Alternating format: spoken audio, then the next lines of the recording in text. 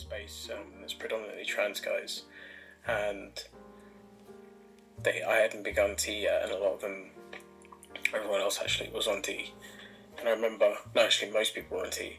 Like, I remember people talking about how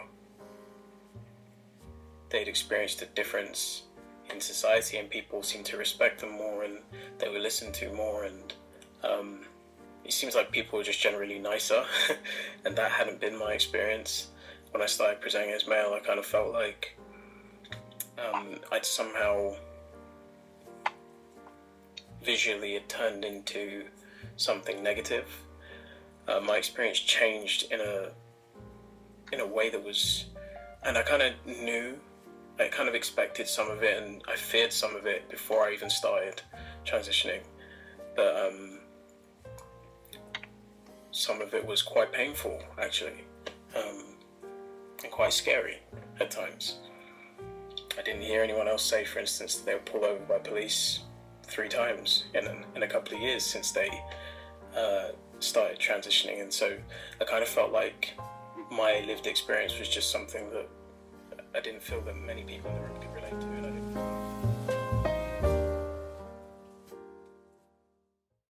Yeah, I remember that. Yeah, that was I don't know. It's not that I'd never experienced racial prejudice before transition, but I feel like there was a lot more aggression after transition that was so unexpected. And I think this is also part of the frustration I feel with platforms like YouTube. I feel like everybody's experience of transition is so different, but I was so unprepared for that negative backlash. Like, I suppose I hadn't really thought deeply about what it would mean to be a black man in society. And to think of how that would affect me emotionally. What I was hearing was that a lot of people had gained the privilege, and I was thinking, well, okay, there's male privilege, but this doesn't feel good. Like, what's happening, it felt really negative. I don't know, suddenly kind of bearing the brunt of every kind of negative stereotype. Yeah, I don't know. That was tough. It still is sometimes, actually. Did you experience that as well? What fascinated me about it is that it's an aspect I never actually considered. I never thought about the intensity in which you spoke about that when you said, being stopped by the police 3 times. You never heard that, and I thought, yeah, that's right. I've never actually heard that before either. So it sounded as if you just transitioned into this really, as you said, the worst kind of black stereotype that you could pluck up. I feel sad that there aren't more trans-masculine guys who are black online. Or maybe they're there, but I'm sad that they're not amplified enough to kind of have these experiences heard. It's weird, actually, because only within the last couple of weeks that I've seen more diverse voices from different subsections of YouTube that are suddenly all across my feed talking about, I don't know, the racism within the booktube community and stuff like that. That I thought was just very white, because I'd never seen some of these channels before. There are queer people within these communities, and they're talking about, like, black authors and people I've never heard of. Right. And they're being more vocal about some of their experiences and not being given the same opportunities, working really, really hard and just not even getting the near enough the same amount of views and stuff like that. And I feel like it's the same within the trans community. As much as it's a small bubble, if you was to search trans man, the default is young white trans guys. And they're everywhere. Even if you're not looking for certain things, these things will pop up on your feed. And it's so hard to find somebody. Like I said, that video I sent to you, it's got the least views of all of my videos. But for some reason, my third video about bottom surgery circulated all over the place, and I had random people commenting saying, I don't know why this was on my feed. Or like, it's so weird. I don't understand how the algorithm works. But it seems to share what it wants to. When I did check, I did see that they demonetized. Is that a word? Yeah, it is. Like I can't edit anything on some of my videos where I'm talking about surgery and stuff. Which I know a lot of people have experienced as well. But again, there are people that get hundreds of thousands of views and don't seem to be experiencing the same issues. So I'm not. I don't know. But to be honest, even making that last video was tough. I was quite scared to talk about race online. Because it feels like an uncomfortable situation, uncomfortable conversation. But worry about making other people uncomfortable in this weird awkwardness. Yeah. So it's like, it's quite clear that I'm black, but it feels like if I say it out loud, it's almost like that's a coming out as well. Like, just in case that really it's weird. I know, it's like, I remember when I was homeless.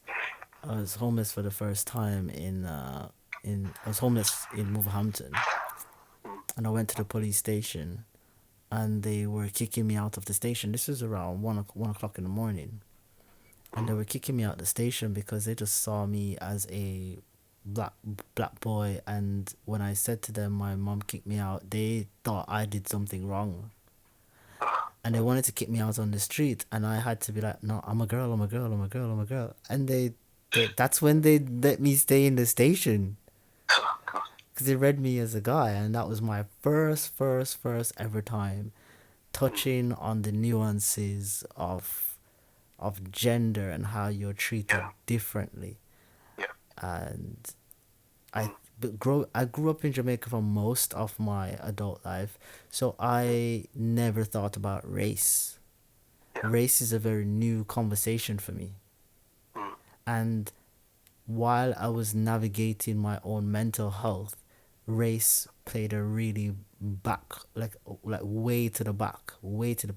If anything, I would say poverty has played a more prominent role in my life, in the aspects of what I need to always be mindful and considerate about.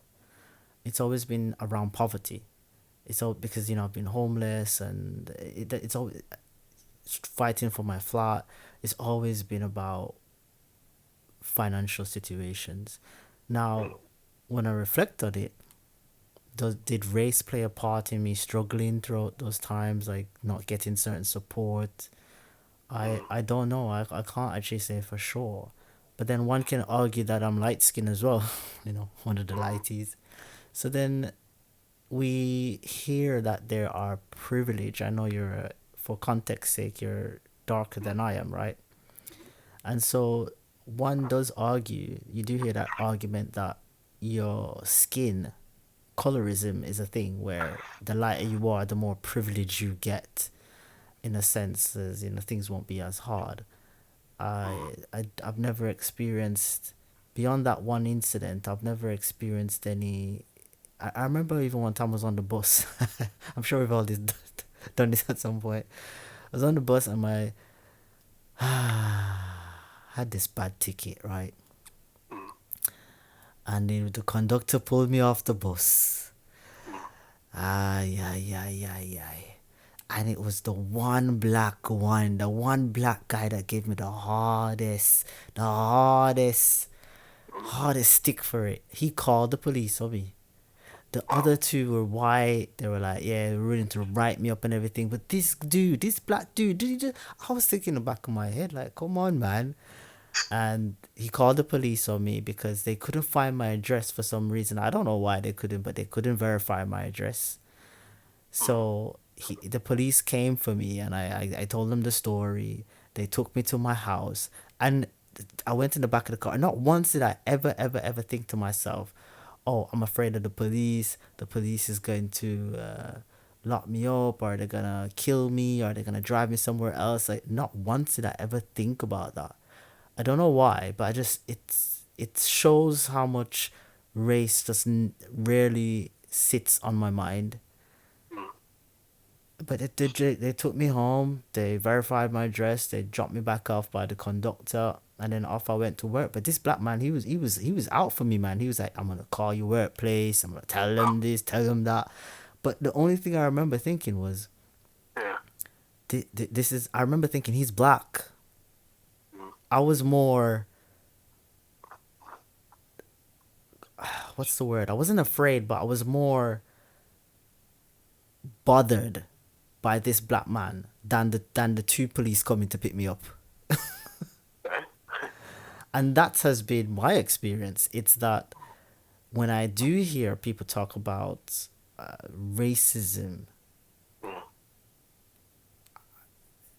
if when I look back to who I've been torn down by, my experience has been by the black people. And that's really interesting. It's not the first time I've heard that. When I think of people I know who are like mixed heritage, they say similar things. So do you think that, because on one hand I can see how maybe it's me as a darker person, I can see how colorism might come into it in terms of, I keep thinking of YouTube, but when I think of like certain opportunities and stuff, I'll notice there's people with a certain look that may even most bumped up.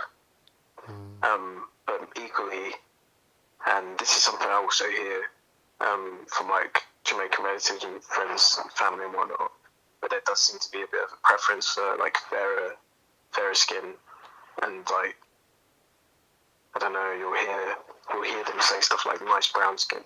Yeah. And then make fun of like a dark skinned person. So maybe do you think it's some like internalized racism within the black community? It's interesting because it's always been by darker skinned people that I feel tear me down. I've never thought about it. I've never correlated it to skin color because it's just never played an aspect in my mind. It's always been about poverty for me. It's always been like, oh, poverty shit's getting me down. But I've never actually thought to myself, yeah, this person is darker than me. I've never actually ever looked at it. I remember I had this American girlfriend early years of being in England. She was American, and she was the first one that introduced me to topics of race, and she was much darker than I was. And she was the one who, I mean, I used to say things like, I don't see color. Can you believe that? I used to say that. And she cussed me. She was like, you can't say that, da da da da. And I didn't understand. I just didn't get it. And she's breaking it down to me that I'm light skinned, I got privilege. And I'm like, what privilege? I'm still broke. You know, My name is Romario Wanless, aka MrBlackBranson. In our next episode, Yeah, I'm thinking, well, it's been opposite here. When you see somebody who looks like you on TV, you stop. You're like, wow. even that word minority, my skin crawls when I hear it. That the BAME. My beautiful friends and I continue our fly on the wall conversation over at MrBlackBranson.uk/article 1086. There you can donate funds, see our Amazon wishlist, leave constructive feedback, and access exclusive episodes. Remember, share a story, save a life.